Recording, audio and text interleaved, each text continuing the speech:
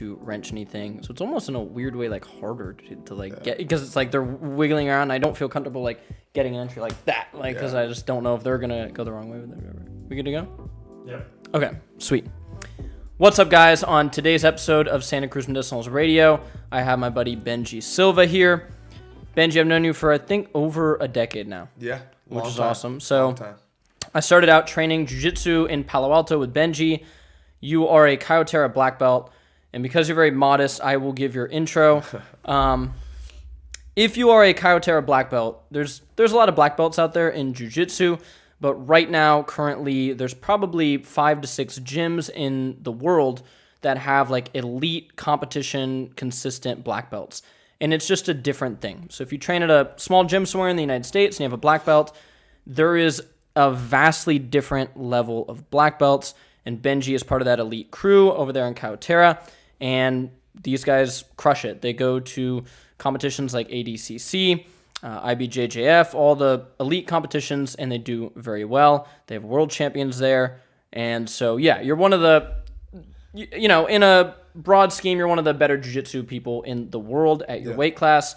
And so, yeah, I know you wouldn't say that about yourself. You'd probably be very modest and, I'm not that great or whatever, but you're elite level jiu-jitsu. So, yeah, and what I want to talk to you about today is obviously you've been using our products forever. You've seen our company evolve. But recently, you went from being vegan to plant-based, and now you're eating meat. What would you say to somebody who has never done jiu-jitsu whatsoever, and maybe they want to get into it, and they live in just, a normal place in the United States where there might not be as much access as we have here? What would you say to them? Like, how do they find a gym? What do they do? I mean, obviously we have this beautiful thing that we call Google. Obviously you start there and see what's available near them. I mean, especially in these random middle of America kind of states, it can be hard. Maybe there's nothing. If you ever come across a situation where maybe there is nothing or it's too far, like 2 hours away from your house, my recommendation from there would be buy yourself some mats, get yourself, a friend that's interested in, or, try to convince them, hey, let's start drilling. Go on things like BJ Fanatics that, which I also have a couple instructionals on. Pick up a instructional, a beginner level instructional, and then start drilling. Like it's really as simple as that these days. We have so 100%. Much vast information, and things like BJ Fanatics, Jiu-Jitsu X, they really are facilitating the content with top level instructional stuff, information from top level athletes all the way down to guys that maybe didn't win a lot of stuff, but they're really good coaches and good at translating the information to students a lot easier. Yeah, 100%. I mean, you can do so much with just literally mats at your house and watching some of those instructionals. They have ones for beginners now. You can learn stuff really basic. What I also want to get into, because I have a lot of younger audience people, and I think a lot of the big reason a lot of people get into martial arts at first is to protect themselves against bullying. People don't want to get their ass beat. I mean, is the very simple thing. I think a lot of people don't quite realize. I think people are starting to realize because of the UFC and because of grappling and wrestling and jiu-jitsu becoming more popular, but I still don't think some people realize how much of a difference there is if you are a really good purple belt and you really know how to grapple versus someone who's untrained, in a one-on-one street fight, or if somebody attacks you. Can you just describe a little bit for the people, being somebody that's a black belt, it's hard to put into words how much that difference is if you haven't felt it. I mean, the best thing to do, go pop in and train with, somebody who's really good. But just explain that to people. Yeah, I mean, especially, having my MMA background experience as well, from going from fighting in the cage to the highest level of competing in jiu-jitsu. Even if I had not fought MMA, if I would say, for the most part, because sometimes people, honestly, if they get hit, they're a little soft, and that's fine. But I would say if you took a normal random person that has no real fighting experience, maybe a little athleticism, and then you put another average person that has really no athleticism, but they have trained elite, let's say 6 months of jiu-jitsu, I would put my money on the person that trained for 6 months that they'd probably win the fight. 100%.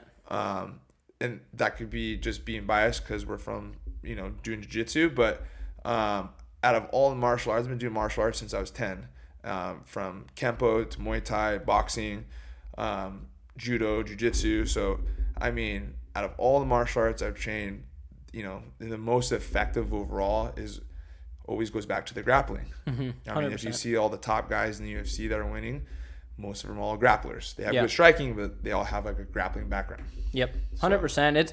It's so amazing to learn. And then like why I tell people to like start with jiu-jitsu is because it starts out, you want to be like, oh, like I don't want to get my ass beat. I want to learn to defend myself a little bit. But then it turns into something completely different. Now, when I go to jiu-jitsu, nowhere in my mind am I thinking, oh, I'm going to train so I don't get my ass beat. I mean, there's some of that in the back of your mind or whatever. But now I'm just going to do a sport with my friends that is a combat sport.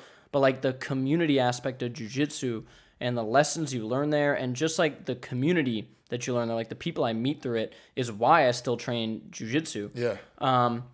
So like how, like at your gym, at Kaiotera, at your gym in Palo Alto, like, what is the community like? Like, what is that like for people when they come in? I mean, I'm sure, you've seen amazing things, people becoming friends for life just meeting at the gym. So, like, yeah, what's that like? Man, I mean, just in general, we could speak on the beautiful benefits of jiu-jitsu, but just on a community-based thing. And I think for most people in the world right now, we're lacking community. We're lacking 100%. Community is like, you used to go to whether it's like a gym that everyone kind of worked out at in a social setting. Mm-hmm. Those are kind of dwindling now. Most people are doing personal training or group classes or their own home workouts. Yeah. Right? So we're losing that community base. And I think the fact that jiu-jitsu, why it really makes people happy and enjoyable to go, is that might be their only social time. 100%. That they're interacting with people. Maybe they're working from home now. Yeah. Dude, human touch too. Like I did a post on like jiu-jitsu and human touch. It's obviously my friends are trying to strangle me, but like you're still getting human touch, which people aren't getting. And as men especially, it's like people are just losing their actual competitiveness. Yeah. And I think I see so many men are competitive, but when you just do that through video games, I play video games, they're fun. It's just, you're not getting that actual competitiveness. And like they've done studies when people compete in actual sport where they're competing against each other, no phones, no computers. There's an immense effect on your hormones, your endocrine system, your immune function, all this type of stuff. And I think you get that to the max with grappling. And so, you feel it after jiu-jitsu practice. Yeah, and you absolutely. felt that hundreds of thousands of times, like after practice, like you feel like just like good. Even if it's a shitty practice and you get your ass beat, that's good. Yeah. That's a very important thing. And what's cool is like even our, Palo Alto, there was a lot of tech and a lot of, just Silicon Valley type of clientele that come in. And even in San Jose at our main headquarters, majority of our students are regular average people. Yep.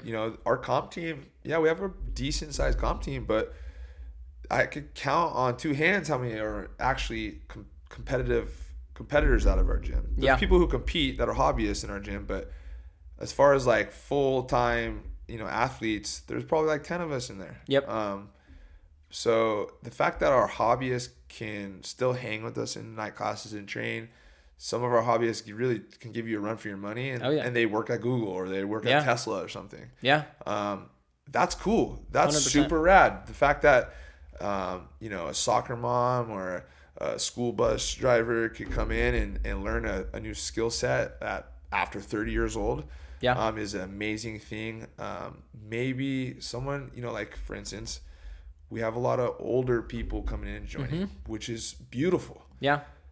Think about this. A long time ago, I heard about someone had a student join. His wife passed away. He was married to her for like 30 some odd years. That was his best friend. He didn't have any real friends alive anymore. And going to make new friends after 60 some odd years old is pretty tough. Very tough. And he was able to go join jiu-jitsu, start training there, and you start being paired up with people you probably never talked to or give the time of day to talk to. Next thing you know, This guy has a social group. 100%. He has friends. He has a purpose and a new enjoyment and happiness and fulfillment that was lost. Yeah. I mean, the fact that a sport can give you that is amazing. So 100%. It goes back to that community vibe that we're talking about. Yeah, dude, it's unlike any other sport ever. And so I try to get people involved with it like as much as possible, because I also think what I'm trying to demystify a lot is like, I do think some people go into jiu-jitsu and they might have like a bad time, either based on stuff that they're doing, you know what I mean? Like oftentimes, or just based on like the vibe of the gym or the vibe they're putting off. And like now, like I have the best time at jiu-jitsu every time I go. And I feel like that's sort of evolved. You know, like I'm not, you know, wrenching heel hooks on people that don't know how to defend heel hooks. Like I'm not grabbing somebody's finger and twisting it, like dumb stuff that people, you know what I mean, like do.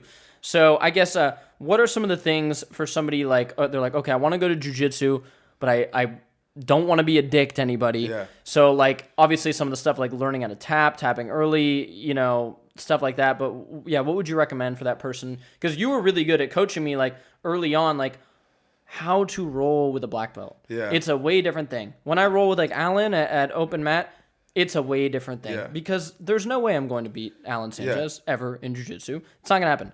So to go there and if I grab his neck to squeeze as hard as possible, it's dumb. It's just going to piss somebody off. So what would you recommend to somebody if they're like, dude, I want to go in, but I don't want to be a dick.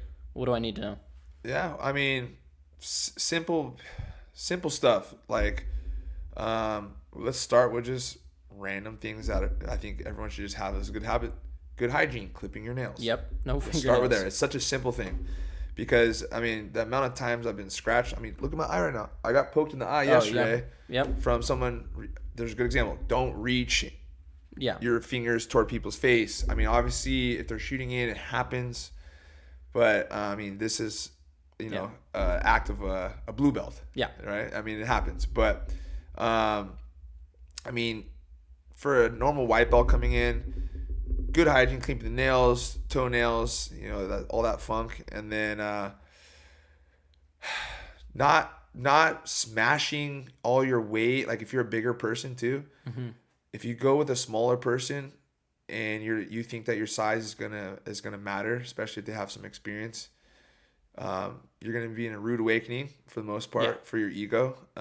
So don't go into class with expectations that you're gonna just dominate, even if you came from a top level collegiate or professional level sport. Don't come in there thinking that you're going to just, you know, mollywop a bunch of people. Yeah. So step one is just coming in with low expectations that you're going to do great. Yeah. Even in the first couple weeks. Another thing would be ask questions. You know, a lot of white belts, I try to make it clear in class. I always like ask 3 or 4 times when I'm teaching technique. Does everyone understand this? Does everyone understand this? And even still, when I say, all right, 1, 2, 3, break, I still go around answering questions because people are nervous. Like you're back in middle school and the teacher's like, everyone understand how to do this math problem? And nobody wants to say they don't, right? They don't want to be the dumb one, right? So ask questions because 100%. I guarantee you everyone else probably has that same question in their head. Not all the time. Sometimes you'll have a funny question that doesn't make sense, but you know, if you don't ask the right questions, you're never going to know the answers. Yeah. You know? And I wish I would have asked a little bit more when I first started out. But yeah, that just being open-minded. You're not going to be perfect. You're not going to be perfect. I'm still not perfect. I mean, that's the beautiful thing about this sport is that it's an endless chase for this like perfection. Yeah. That's never really going to be there. And it's based on what you feel is perfection to you, you know? So 100%. Yeah. It's so fun. Like now I can go to jiu-jitsu and like work on certain things and work on certain positions because like and that didn't happen at white belt. Like you just kind of get smashed for a while. I mean you teach in your classes like how to tap, when to tap. That's really key. Like one of the things I hate when I roll with somebody brand new and you're like, dude, I'm about to break this person's shoulder and I'll just let it go. But it's like they should learn how to tap, and sometimes your hands are tied up. You know, you're really good at teaching people how to verbally tap. Like you can just say tap. So yeah, I mean there's those things that like you teach, and some people just I know at gyms across the United States they just don't teach, just kind of throw people into the fire. Absolutely, you know the tapping thing is a must, and like teaching them different ways to tap, and they're beginners because most people just assume just the tapping. you got to reiterate to them like how hard to like tap the person hard or tap the ground loud. Yeah. If your arms are stuck, tap with your feet. Yep. Verbally tap if it's actually too quick. You Yep. know, because when stuff comes on, you get a brain fart sometimes. You freak out and you're like, and then all next thing you know, I think something's popped now because you froze up and you didn't know what to do. Yeah. Yeah, tapping early is a key one. So it's key. Saves me every time I train. Yeah. So yeah, let's talk about diet for a little bit. So like, how do you feel? We filmed that vlog where like we went over some of the stuff. You did vegan, you did plant-based for a while, and now that you're doing a lot more of these animal foods, like, and you're doing it right. You're eating like really good, like high quality grass-fed, grass-finished beef, stuff like that. But how do you feel now that you've added some of those foods back in? Like, how's your training going? All that.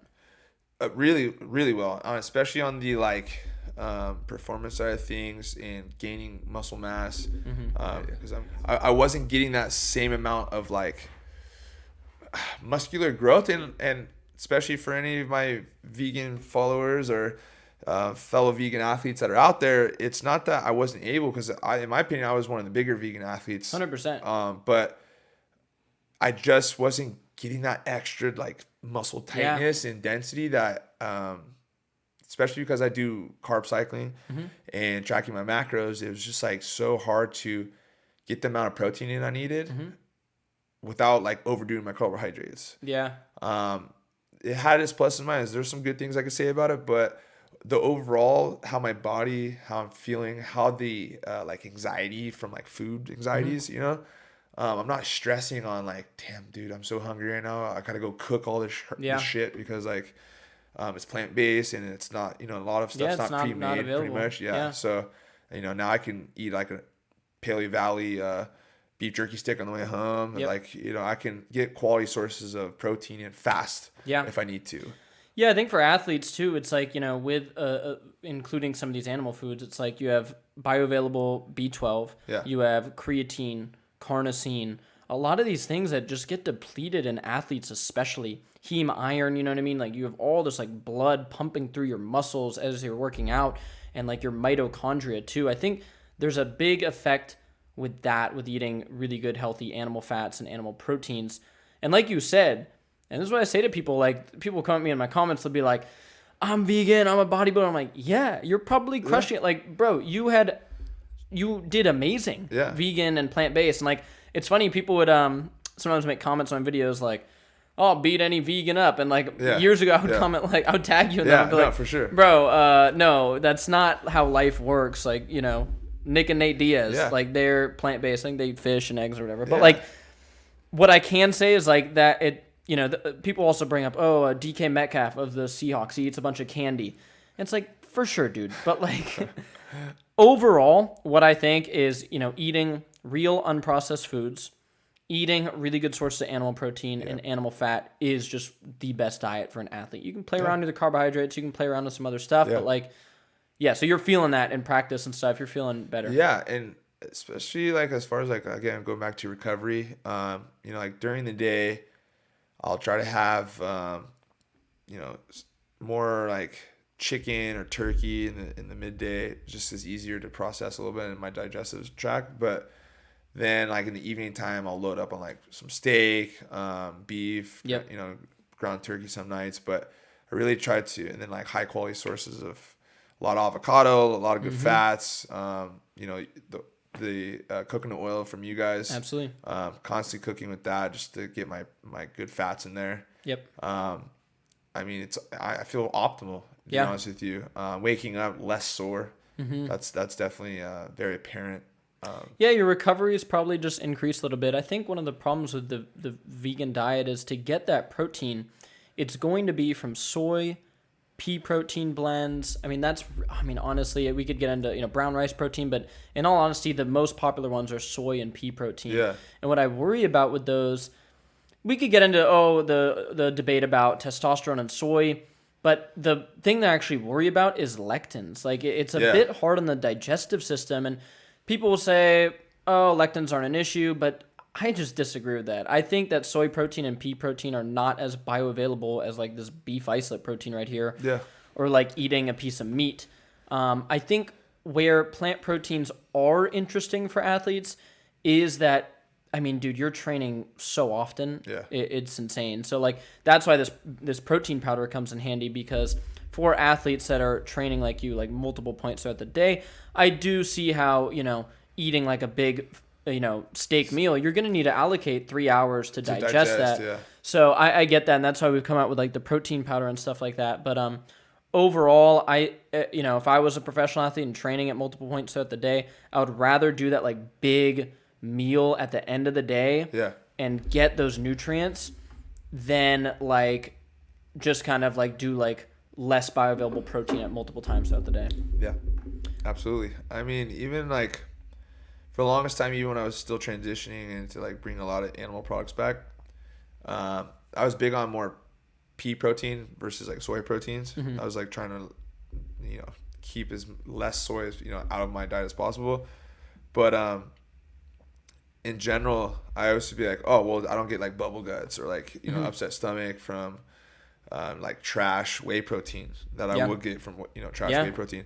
But with your guys' stuff, I mean, I do not get that. I don't get it at all. Yeah, it's the opposite. It's going to be nourishing for the gut, that intestinal barrier. It's really rich in collagen peptides, so it's really going to like nourish the gut. And I think a lot of animal foods do that. And what lately I'm telling a lot of people is like with pea protein stuff, it's like I'm just trying to not eat processed foods. Yeah. So people can get into the, semantics with seed oils and other plant-based proteins. And I have a whole podcast episode on seed oils where I do get into the semantics of it. But in all honesty, it's like that is a heavily processed food. If you're eating canola oil, you're eating soybean oil, that's a very processed food. Yeah. I think most people can agree that processed foods are bad. But yeah, I've been stoked to see that, whenever you post like, you eating a steak, I'm just like, fuck yeah. Like, yeah, I'm working on that Stimple Creek sponsorship. So, soon you guys will see probably. Get this man a box of grass-fed steak every day. I'm not asking for much, just some steak. Yeah, come on. We all want some steak. Yeah, steak is expensive. That's definitely one of the things. Especially for the high-quality stuff that we're trying to get. But that's the thing is we didn't have that available. Like when I stopped, dude, I mean, we talked about it before. I stopped eating red meat. It was like going on like 13 years or something like that. Yeah. I was vegan for 3.5 years, give or take, but red meat was like 13 years. Yeah. So when I reintroduced animal meat, the first thing I wanted was red meat. Yeah. I didn't have it for so long. Yeah. And now I'm able to order it straight from a source. Yep. Not get, organic something from, the stores that we, have these health food stores. I mean, yes, to most part of a degree, it is organic, but you're paying extra from those small farms that, they're above vineyards that aren't being sprayed with pesticides, and the pesticides going into the water, and the water being sprayed onto, the grass that the cows are eating. Yep. Which now they're still getting those 100%. Pesticides. So the fact that if you're finding farms that are above the vineyards, I mean, the soil apparently is amazing. Way more nutrient dense. Way more nutrient Dude, you can see it in the beef. The steaks that I just get when I'm like in a rush, I just got to go to Whole Foods, which I know to a lot of people watching this, like, oh, you're complaining about Whole Foods steaks, but whatever, I'm going to. That between the difference of I have this butcher in Redwood City, which I got to go to with you, Gambrel & Co., and he gets his beef from Marin, and it is like, dude, like he has photos of where he gets it's insane. It's like overlooking the fucking ocean. It's beautiful, and you can even see in the fat there. It's just like a darker, richer color fat. The steak tastes completely different. I think to a lot of people they'd be like, it's almost a bit tougher to deal with, but it tastes like beef. It's not like that like fatty it's different. Go to Draeger's. Go to Whole Foods. Look at the grass-fed organic. Yep. Like a New York steak and then a normal New York steak. Grass-fed, dark red. The color? Why does the color look different? Yeah. I don't know. I from and that's like all the bro science aspect of what I'm going on in, but it just like looking just from the looking standpoint. There's more heme iron. I'm like that's clearly a little bit more healthy looking than this bright 100% red steak, which is I'm sure good. Yeah. But I want to know that there's the most minuscule amount of things, if not anything, in it. Yeah. Especially as a pro athlete, you're just like you're trying to stack all the variables in your favor. Now, on that theme, I watched ADCC. Yep. And it was amazing to watch. Unbelievable event. Just crazy. Yeah, shout out to Mo. They putting on. Dude, insane. got the rehire for the 2024. So Yeah. I'm stoked they have Mo running the show again. He's the best promoter I've ever seen for Dude, the best. jiu-jitsu, It's so insane. Like the amount really that he elevating puts the into sport, it. yeah. It's insane. Now, I do have some questions about. So, jiu-jitsu is an extremely cardio-intensive sport. When you train grappling multiple times throughout the day, you're doing an immense amount of cardio. And to see some of the athletes' bodies. Well, I mean, there's a steroid problem in jiu-jitsu. Yeah. It is insane. Like some of them, they look like they literally could be bodybuilders, and it's like, dude, you train cardio all day, every day. And I know your gym doesn't have an issue with it, but other gyms, you can. It's just the sniff test. Like you look at some of these athletes, and then Andre Galvao, he has traps coming out of his. I know you won't mention the name, whatever. He has traps coming out of his ears, and he trains cardio 2-3 times a day. Yeah. So, what's going on in grappling with the roids? It's insane. And to play devil's advocate, like I'm pretty much pro all, whatever people's choices are. I have acquaintances and friends who legally, have TRT and all that good stuff. But in general, I think depending on someone's age, if how they're abusing something is a big concern in my opinion. It's when people start stacking things with like Anavar and Trin, and they're like getting heavy in the anabolics aspect versus just taking some TRT or B12 or some HGH or some peptides. I feel like you're starting getting down that rabbit hole of like 100%. Hardcore bodybuilding stuff. I mean, we've seen how that works out for bodybuilders. Yeah, it's not good. When you're walking up a flight of stairs and they can't breathe. So I think in general, it's tough because, in my opinion, professional athletes should be taking supplements, whether or not what people classify as performance enhancing. Mm-hmm. I mean, creatine's a performance enhancing drug. Pre-workout is a performance enhancing, but I think it's just having, maybe kind of like back in the day when the UFC tried to let guys go on TRT for a second, and they're like, oh, no, let's not do that. That's but it was cool because you got to know in the UFC who was doing TRT. Yeah, true. But as a fan, people are like, oh, they're stoked to see, Vitor Belfort come back in and, almost take out John Jones. You know? So it's crazy. I was just like watching the event, like, I would just worry that young grapplers, 12, 13, 14 years old, even younger, would look at people like Galvao and be like, damn, like, I want to look like him. Let me try lifting weights for 9 hours a day and then training, and you're going to run down your body. Yeah.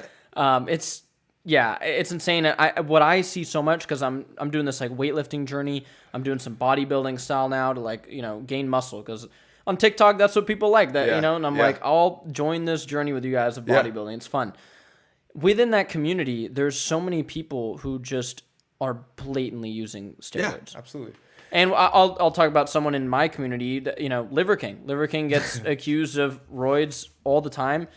And I mean, look at the guy. I haven't seen any other 40-something-year-olds that have that amount of muscle mass at all. So like, what I can say is I'm 100% all natural. Nobody's accusing me of doing steroids. I'm pretty skinny, but like, what I worry about with these folks is that I know biology pretty well, and I've looked into like what are roids. It is extremely complex. Yes. And if I am sitting here going, wow, that's very complex, because I've thought maybe when I'm 60, 70 years old, I'm gonna get on that stuff, and I'm like, all right, I have to be really dialed in order to do that. Like you have to have a doctor, you have to be doing blood work, all this stuff, because you suppress your own hormones. And now there's so many of these kids, dude, that they hear that Anavar or Tren makes them look good. Yeah, and so they're like, 24 ED and gyno, and they're they're shutting down their system. They have no idea what they're doing, and it's like, it's a problem. So watching that grappling event, I was stoked on it, but I was a little bit like, like that. Yeah. I'm like, we have a couple guys, like Roberto Jimenez, even Mikey Musumeci, like they're big on like anti-steroids and trying to keep it clean, and that's super cool. Like, I do think that the younger kids should try to keep it as clean as possible, and I'm not saying don't use supplements, but like, you don't necessarily need to use the hormone aspect of things. Yeah. Until you're like, I mean, get into your later 20s at least. I mean, even bodybuilders, if you look at most bodybuilders, until they're trying to be a professional level, they'll try to tell these younger guys to do it natural for as long as possible with your own levels. And then, I mean, look at these guys. They're peaking into their 30s in bodybuilding because it takes years to develop muscle. Yeah. That's where these, we're in a generation where we want fast results. They want the results like now. It's the same thing we see with these kids want to be fast and be like, I want to be the next Kader Tyrotolo or Cole Abashe. Like that. The thing is, like, they don't understand the years and sacrifice they went through as kids to then be a young champion. What's it like watching Cade and Ty for you? It's crazy. Like, when did you start hearing about him? You probably So I saw when I was a blue belt, Cade and Ty were already competing as little kids. I think the first time I met them, they were probably 9 or 10. Mm-hmm. They would go compete at IBJJF tournaments, and then they would go outside with the other kids and like throw a football or like play outside. They surf, bro. They shred. And then it's like, as they kept getting better and better, I mean, they were already hitting milestones, changing the industry as young juveniles. Yeah.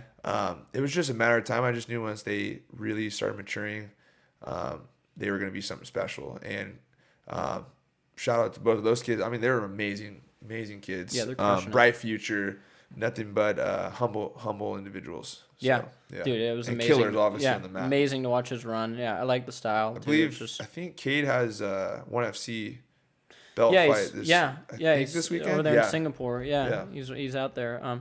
You've trained a lot of good people. So, and that brings me to my next thing. I want to break down the UFC. We're gonna do this a bit backwards. I'm gonna start at the top of the card because you've trained with Islam Makhachev before, at AK or at Kyotera, like AK. Nice. When I was helping Kyle Driscoll get ready for his fight, he basically, when I go in to hold mitts with him, I would stay for grappling, and I have a lot of respect that he actually tries to play guard, tries to learn the submission grappling game to its fullest, and don't just worry about controlling people in your close guard, beating them up, slamming them down from the inside of their guard or half guard, which are great positions for MMA. But Islam he's trying to be a technical savage. Yeah. He has high IQ submission grappling, and I mean, like I told you earlier, I put my money, even Mo from ADCC, he wanted to invite him for ADCC, but it wasn't going to work out. Or I don't remember what the logistics were for that. But I would put my money down that he could hang, if not tap, some of the higher level guys in the game right now grappling. He is legit. Charles Oliveira is a high level Brazilian Jiu-Jitsu athlete. Great striking, but just based on paper that I know of things he's won in Jiu-Jitsu, it's nothing too special. Versus like Islam's been like, I think he's an ADCC vet, at least trials vet, if I'm not mistaken. Might have even won or medaled it. So I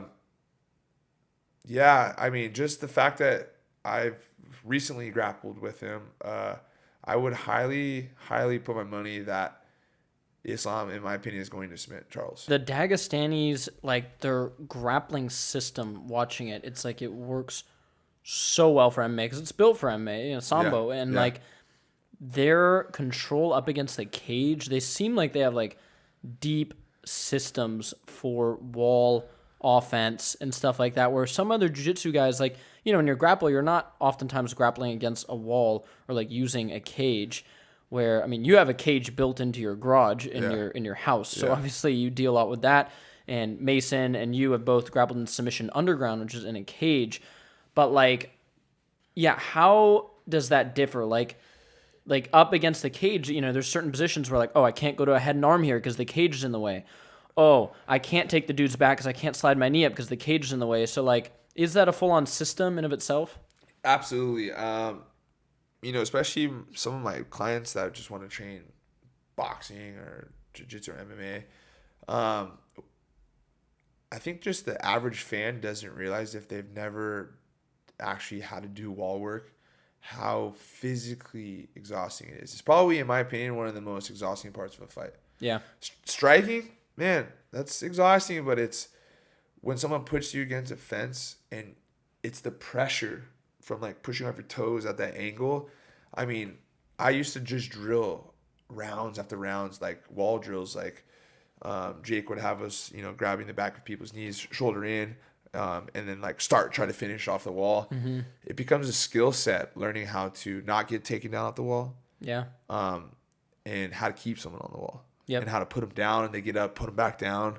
And AKA, they do great at strategizing how to pop up. Like, I mean, dude, they're freaking cats over there. Mm-hmm. You put them down, they're right back up. Yeah. I mean, they have that down to a T. I've seen, other gyms do it well, but I just feel like the wrestle sambo / jiu-jitsu aspect of things is it's a beautiful thing. That's why they have some of the best champions that come out of there. Yeah. So, dude, it's gonna be hard for Charles to win. I think the way for Charles to win would be if he can defend the takedown, get up, using the fence to get up. It's gonna be tough. Yep. But if he can, I mean, yeah, it'll be interesting to see the striking. Charles is so durable, dude. That's why I'm so stoked for this fight. Like, it's gonna be insane. He's so durable. I mean, he has a really good guillotine. Yeah. We've seen Khabib caught in like a guillotine where I think it was Poirier, but like Poirier didn't fully like have it. I'm sure elite level jiu-jitsu guys watching it like yourself were like, bro, like, do this, do that. But I'm like, I wonder if Charles would catch Islam in it. So I cannot wait. Yeah, it's gonna be super interesting. And a lot of people, I think, slack on Islam's striking. He has power. He has great striking. He mixes it up. I mean, like I said, we went back to the wall pressure. I mean, he's going to put pressure on you, take you down. Getting back up and getting taken back down, that's exhausting. And then when you try to put your hands up to, protect your face, and now, especially him being a southpaw, he's catching you. Yeah.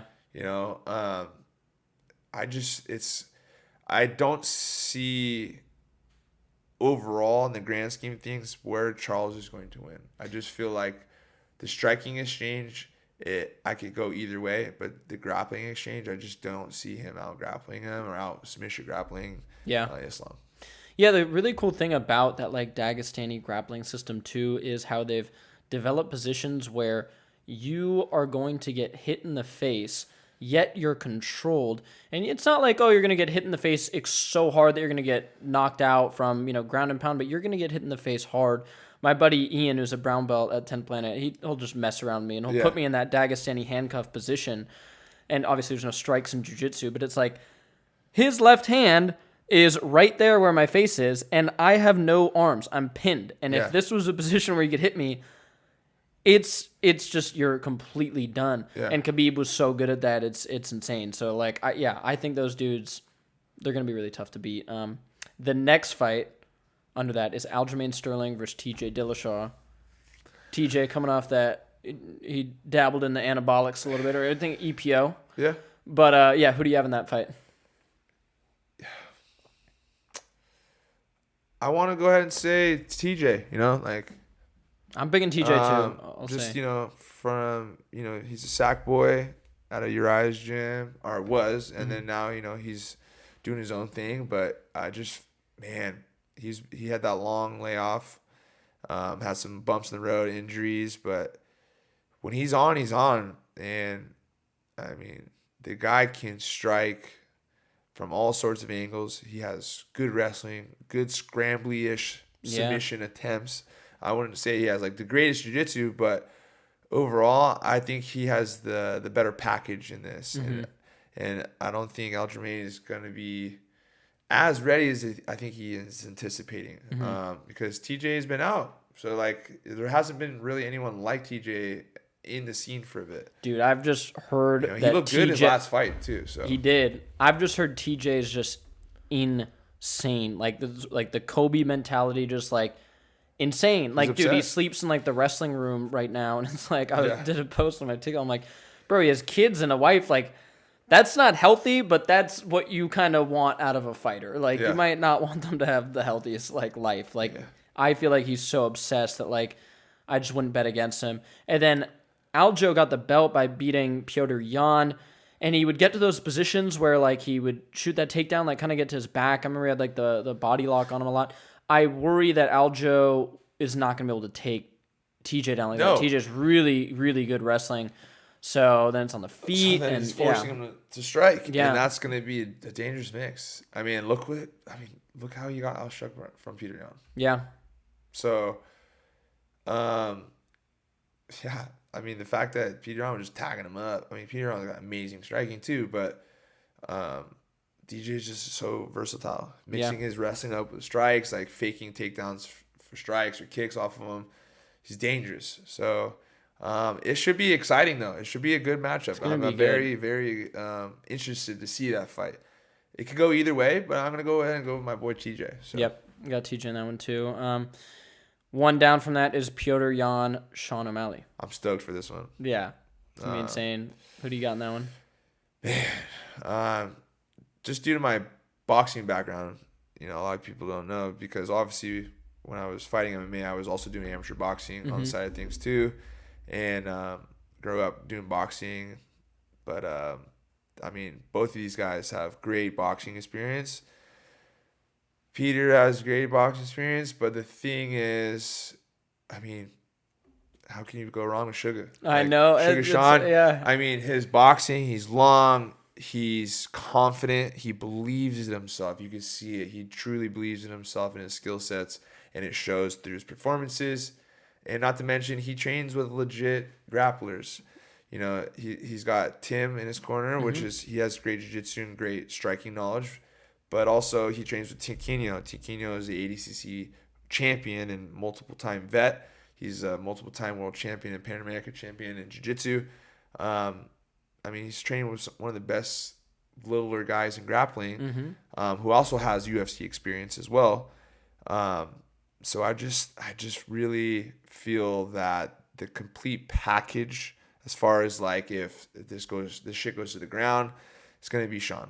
It's gonna be Sean O'Malley. Nice. I'm stoked for that fight. I mean, I don't know. I can't bet against Piotr Yan. I worry that Yan could take Sean down, hold him there, and maybe grind out. It's 3 rounds. Yeah. Maybe grind out a decision. He might not win a lot of fans through that, but I think he's fine with that. He really wants his belt back.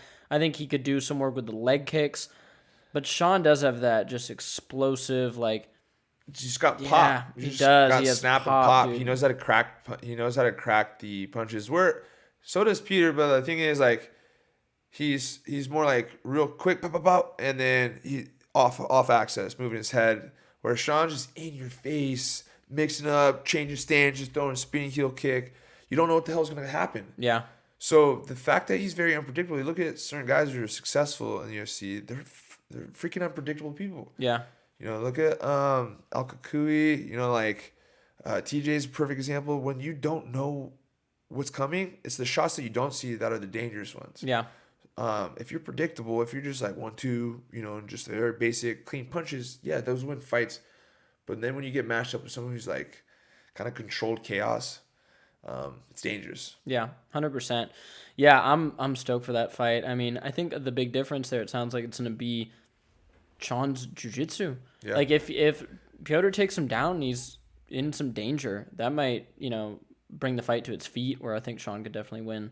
Yeah. The last one we're going to look into is Beneil Dariush versus Gamrot. This dude Gamrot's like just on a tear. Beneil's a vet though. I mean, as you know, as a grappler, like Beneil Dariush has legit jiu-jitsu. Out of Gracie Barra. Yeah, and like, there's that type of jiu-jitsu where you can like go win competitions and stuff. Then there's like that MMA jiu-jitsu where like you just can submit people in an MMA fight. So who do you got in that one? Well, but the thing is too, it was Gracie Barra, but it wasn't just Gracie Barra. He was at a Gracie Barra Northridge, I believe, which is home of Hall's gym. You got like, Edwin Najmi's training with. He's training with Rafael Cordora at King's MMA for freaking forever now. I think for most of his career. I was fortunate enough when I was younger to go train with Rafael at King's MMA in Long Beach, and I mean, there's some tough motherfuckers in there. I mean, I'd be leaving sparring sessions like, damn, man, my ribs hurt, my head hurts.